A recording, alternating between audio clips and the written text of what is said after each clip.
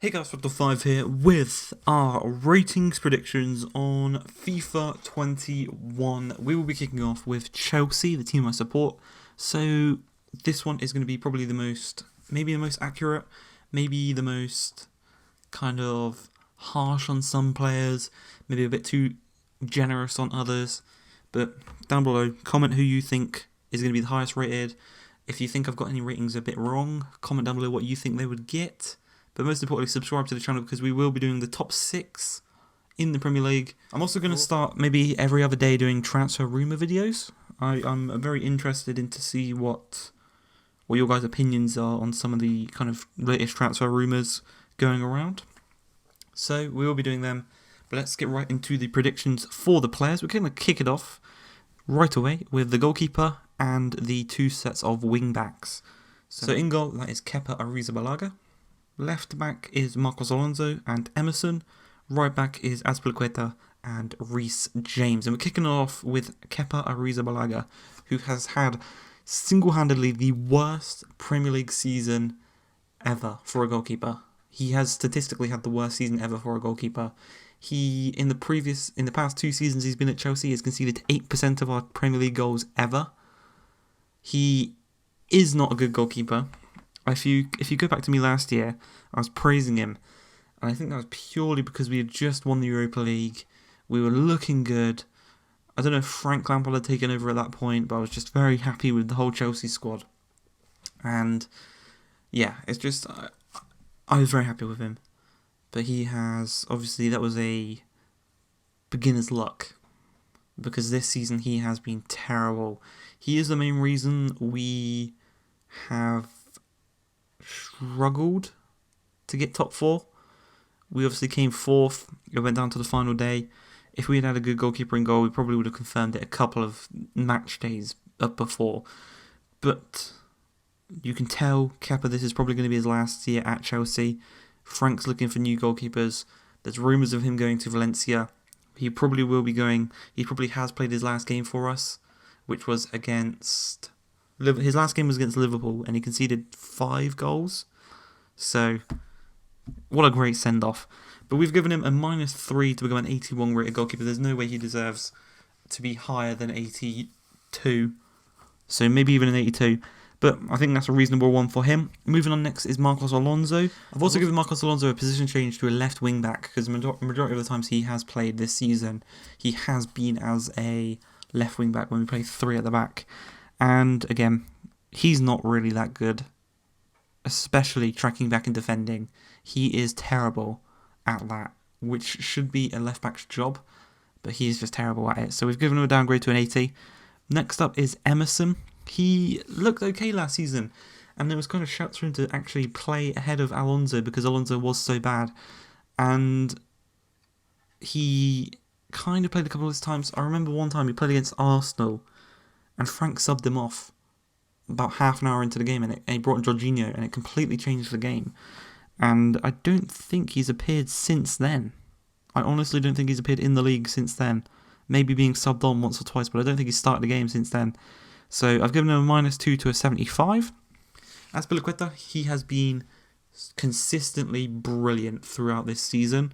I didn't know whether to give him an upgrade or not, and I didn't know whether to maybe make him a centre-back, because he has played centre-back a couple of times for us this season, but I think a majority of his games have been at right-back. He's also played left-back, centre-back. He is just so versatile, and he has been consistently brilliant this whole season, and it's just really, really nice to see. He's one of the good guys in football, one of my favourite players at Chelsea, and I've given him a +0. He could even get an upgrade to an 85. He has been really, really good for us, but I've just kept him at an 84. I don't know if it maybe because of his age, EA kind of won't want to give him an upgrade. I'm not too sure. But moving up next is Reece James. He has been very, very good considering it's his first season in the Premier League, and he's been quite unfortunate not to get a couple of more assists. His crosses have been brilliant. He's just not really had anyone in the middle to put him away, which is really unfortunate. But I've given him a +5 to a 78 rated. He didn't get a winter upgrade or anything like that. He stayed at a 73 the whole year, and I think he's been deserving of a big upgrade. 75, he should be a gold card at least, but I've given him a nice upgrade to a 78. Moving on, we're going on to the centre-backs. This is going to be Zuma, Tomori, Christensen and Rudiger. And what we've got Kurt Zuma, who is an 80 rated. He is our best centre-back by far, by a country mile. He should start for us next season, alongside maybe a new centre-back, maybe even him and Tomori. Him and Tomori have been a good partnership. Him and Rudiger are actually a pretty decent partnership. It's quite strange. Rudiger and Christensen have probably been our two worst. Maybe Rudiger slightly worse than Christensen. But it's strange. When Rudiger and Zuma play, they're actually really, really good together. But Kurt Zuma, he's our best centre-back this season. I'm going to give him a +2, maybe even a +1. But we're going to go over +2. You know, we want to praise our boys. So we're going to give him an 82. I think he's deserved. It's a very, very good card. As for Tomori, he started off the year on a 72 rated card. He played really, really well. Got a nice upgrade to a 77. I think he's going to get a further upgrade to a 79. He's going to be an incredible card to use right at the beginning of the year. You know, those cheap Premier League teams. Chuck him in. He's got pace. He's got good enough defending. And I think fairly deserved a 79 rated card for Fikayo Tomori. Next up is Christensen. I've given him staying at an 80 rated. Purely for the fact he's had good games. He's had really, really good games. I think the game against City, he was incredible. But then you go to the game against Sheffield United, he was piss poor. So he's ups and downs. And he hasn't proved himself enough to get an upgrade, but he hasn't been poor enough to get a downgrade. So I think an 80 is fairly consistent for him. Next up is Rudiger. He is... I think, personally for me, he's our worst centre-back. He is the centre-back I would sell on. If I could, I just think he doesn't... His positioning is poor. His clearances are poor. He's pretty clumsy when he tries to clear the ball away. Gives it away to opposition players as well. You don't want that when you've got a centre-back. I'll give him a -1. Could even be a -2 to an 80. But yeah, he has definitely been our worst centre-back this year. Moving on, we're going to go into the midfield. And we've got some big upgrades for one of the players in here. But starting off, we've got N'Golo Kante. He's been injured for quite a lot this season. Obviously, he's played 3 or 4 years of consistent, high-pressure football in the midfield. Of course, he's going to get injured at one point during his career. Unfortunately, it was this season. But, you know, he's been out. He's gonna have a nice little rest coming up soon. And hopefully he can come back just as good as he was. He is incredible when he plays. And for that reason, sometimes when EA... have a player who's injured all season, they give him a downgrade. I think that Kante has done enough in the games he's played to prove that he doesn't deserve a downgrade and should stay at an 89. He's chipped in with a couple of games. The games against Liverpool, right at the beginning of the season, he was injured for some of those games, and he was incredible. A whole 120 minutes against Liverpool in the Super Cup. Back and forth, back and forth, back and forth. He's mental. He is mental. It is mental how good he is. But we've given him staying at an 89. He doesn't deserve a downgrade. But again, he doesn't quite deserve an upgrade either. A player that does deserve an upgrade and deserves a very, very large upgrade is Mateo Kovacic. Chelsea's player of the year. He runs the show in the midfield when he plays. He just dominates everyone. I don't think he's had like a bad game in the middle of the park where a fellow midfielder has kind of dominated him. He's always performed for us, even in the crap games that Chelsea have. He is the shining light in the squad. I've given him a +3. He deserves an 85 rated card, an 84 at the least. But I've given him an 85 card. He is our player of the year. He should be our player of the year at least. And yeah, I think he deserves it. Next up is the man Jorginho. He's a very polarizing figure. Some people hate him. Some people love him. There's no in the middle. You can't just like him. But I hate to tell you, I'm in the middle. I can see his flaws. I can see what he's good at. His flaws, he is slow. He isn't the best defensively. But what he's good at is dictating the tempo of the game. Passes, he's got a good passing accuracy, and he rarely puts a foot wrong in the passes. But playing at that DM position, you need to be good defensively, and you need to have good defensive awareness. So that is probably why we're looking at the likes of Declan Rice, Zakaria, to fill in that role. And he might potentially be sold on, but if he's not, I'm fine with that. If he is, I'm fine with that. You know, I do not mind. But we've given him an upgrade. the Jovicic, if you remember Jovicic, them two in the midfield right at the beginning of the season, they were running the show.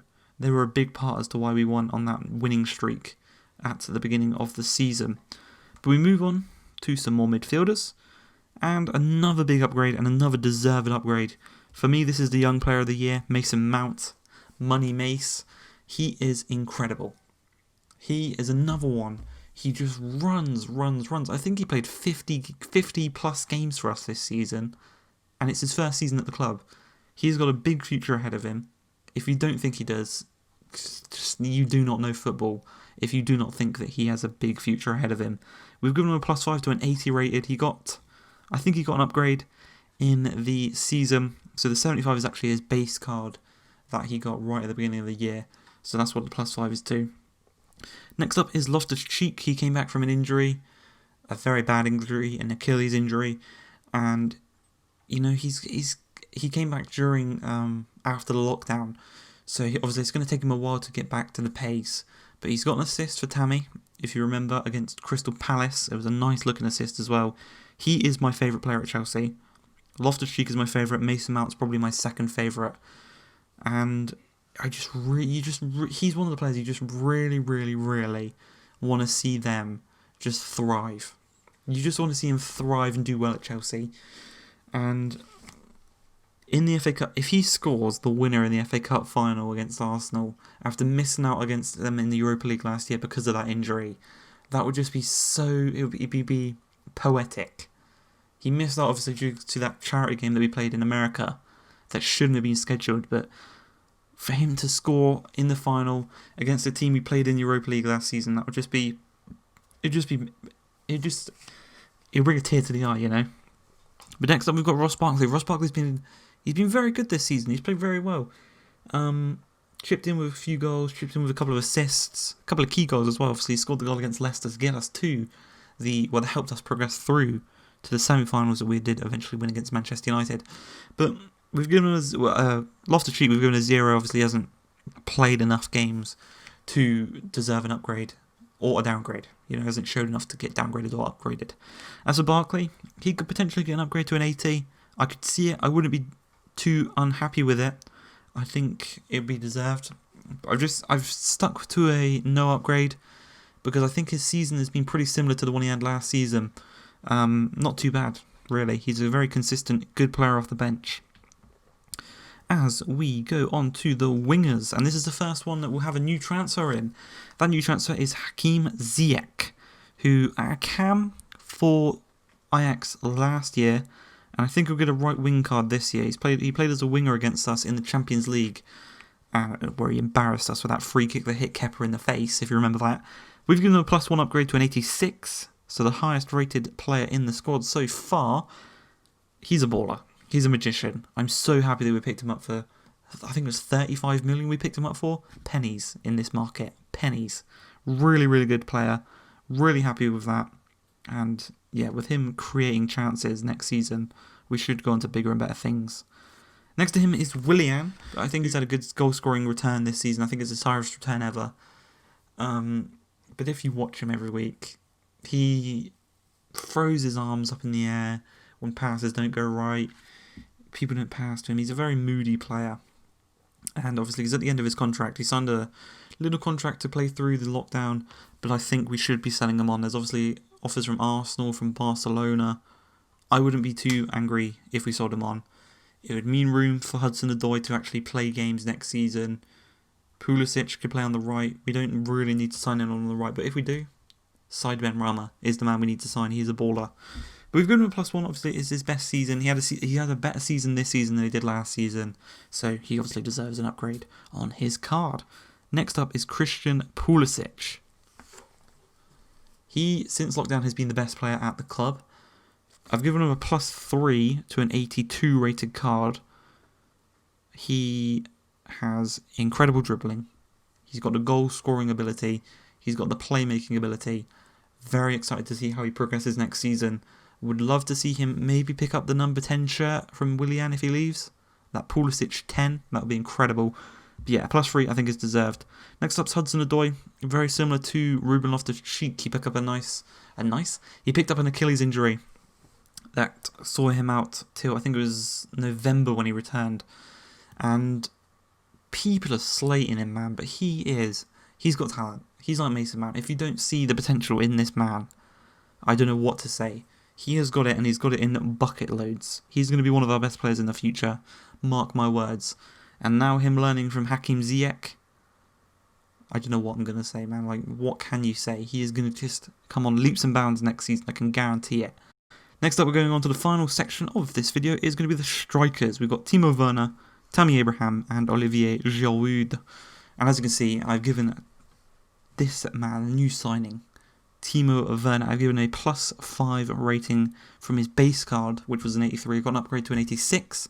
I think he's going to get a further upgrade to an 88. He won 2 Player of the Month awards last season. He was one of the top goal scorers in the Bundesliga. Plus, he's signed for a new club, so he's going to get a little boost there. EA like to give a little boost. And I think he's going to be the highest rated player at the club next season. Maybe could be joint with Kai Havertz. I'm not too sure on that one yet. If we do sign Kai Havertz, obviously. And even if we sign Oblak, then he won't be the highest rated. But we're going to a +5 to an 88. I think it's well deserved. Next up is Tammy Abraham. He had an incredible season. And I think it was up until January. And then he went on a bit of a goal drought from January onwards. And he's kind of, I don't know what it is about him, but he's a very good player, obviously. He's a good goal scorer. It'd be interesting to see how much he plays next season, but I think scoring 15 goals in your first Premier League season, you got to clap him, you got to applaud him. Giving him a +4 from a 76 to an 80, well deserved. Giroud, he came in when Tammy was on the injury and he was on that little goal drought, and he's come in and he has not put a foot wrong. He has been incredible in every single game he played, and I think he's scored in most of the games that he's played since lockdown at least. So for that reason, we have kept him at an 82 rated, and I think that's fair. So we've got a couple of downgrades in the squad, but a couple of reasonable downgrades to players that haven't performed this season in Rudiger, in Kepa, in Alonso, and obviously in Emerson, who hasn't played that much. But that's going to be it for this episode. As I said earlier, any kind of players you think I've maybe got wrong, comment them down below. Hope you guys have enjoyed. If you have, please like, subscribe, and peace.